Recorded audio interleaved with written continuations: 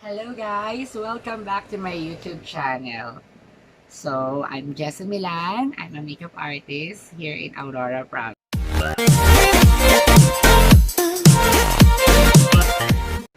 Ngayon, gagawa tayo ng makeup review at makeup tutorial gamit yung order ko sa Lazada na dumating lang kahapon after how many days or to be exact 2 weeks bago siya dumating.